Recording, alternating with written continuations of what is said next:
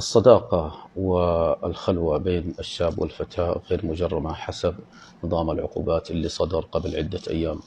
طبعا الفرق بين الصداقة وبين الخلوة، الصداقة مثلا يكون مع بعض في كافي، في مطعم، أو في السيارة مثلا.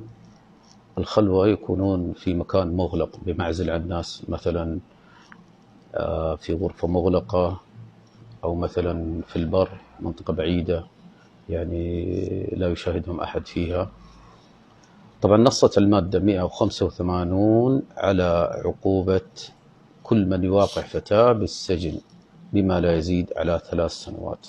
طبعا يواقعها يعني يقيم علاقة زنا كاملة، وهذه ما تثبت إلا ب4 شهود أو بإقرار الشاب على نفسه.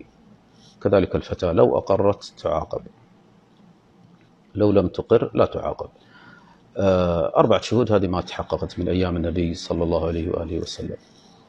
المادة 188 تنص على عقوبة كل من يقيم علاقة جنسية بالسجن لمدة لا تزيد على 6 أشهر، وبغرامة لا تزيد على 10,000 أو بإحدى هاتين العقوبتين. طبعا الفرق بين المادة الأولى، المادة 185 والمادة 188، الأولى أقام علاقة جنسية كاملة، أما المادة 185 لم يقم علاقة جنسية كاملة، يعني فعل مقدمات الزنا لكنه ما وقع في الزنا الكامل.